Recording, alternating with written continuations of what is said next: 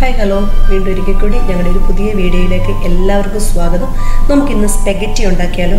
ഇതാണ് സ്പെഗറ്റി.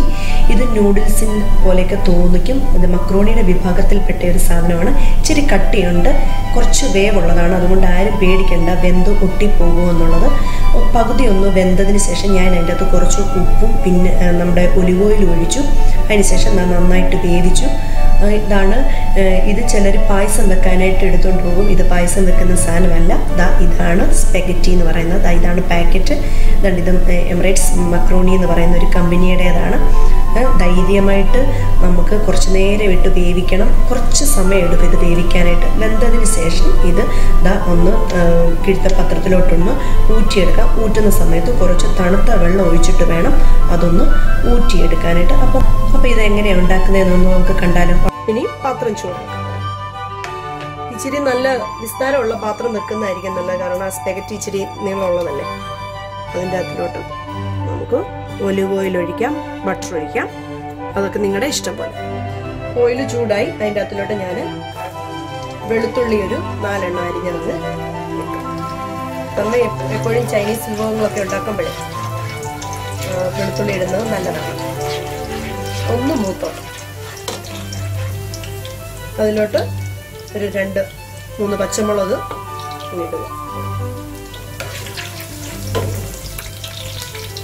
അതിലോട്ട് ഒരു 2 ചെറിയ സവാള ക്യൂബ്സ് ആയിട്ട് അരിഞ്ഞത്, ഇച്ചിരി കട്ടിക്ക് അരിഞ്ഞതാണ്. എന്നിട്ട് ഇളക്കണം. ഇത് ജസ്റ്റ് ഒന്ന് വാടിയാൽ മതി. ഇതൊക്കെ ഉണ്ടാക്കുമ്പോൾ ഒരിച്ചിരി തീ കൂടുതൽ ഇടുന്നത് നല്ലതാണ്. ഞാൻ അതിൻ്റെ അകത്തിലോട്ട് ജസ്റ്റ് ഒന്ന് വാടിയാൽ മതിയല്ലോ. അതിൻ്റെ അകത്തിലോട്ട് ഞാൻ ചിക്കൻ വേവിച്ച് വെച്ചത് ഇടാൻ പോവാണ്. ഞാൻ ഇച്ചിരി ഉപ്പും മുളകും ഇച്ചിരി ഇറച്ചി മസാലയും കൂടി ഇട്ടിട്ട് അല്പം വേവിച്ച് വെച്ചതാണ് നേരത്തെ. അതുകൂടെ ഒന്ന് നന്നായിട്ട് മിക്സ് ചെയ്യാം. അതിലോട്ട് ഞാനൊരു തക്കാളിക്ക വെള്ളത്തിലിട്ടൊന്ന് വേവിച്ച് വന്നിട്ട് അത് പ്യൂരി ആക്കിയേക്കുന്നതാണ്. അതിൻ്റെ അകത്തിലോട്ട് ഞാൻ മഷ്റൂംസ് അങ്ങിടാൻ പോവാം. മഷ്റൂമും കൂടി ഇട്ട് നന്നായിട്ട്, നല്ല തീയുണ്ട് ഈ സമയത്ത്. നിങ്ങൾക്ക് വേണമെന്നുണ്ടെങ്കിൽ ഇതിൻ്റെ അതിൽ ഏത് വെജിറ്റബിൾസ് വേണമെങ്കിലും ചേർക്കാമേ. അതിലോട്ട് ഒരു ചിക്കൻ ക്യൂബ് അങ്ങിടുക.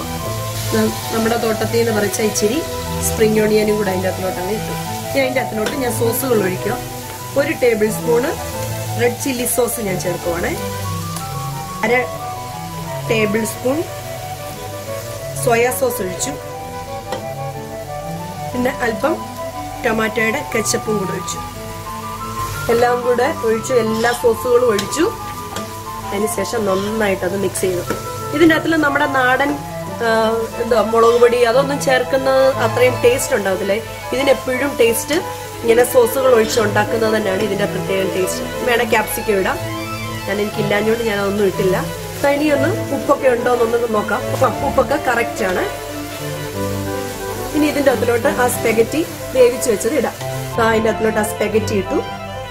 എന്നിട്ട് നന്നായിട്ട് അതങ്ങ് മിക്സ് ചെയ്യുക. നല്ലതായിട്ടങ്ങ് മിക്സാക്കി.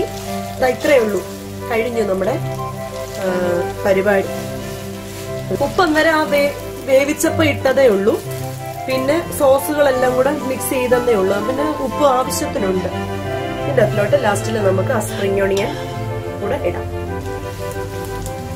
അതിൻ്റെ അതിലോട്ട്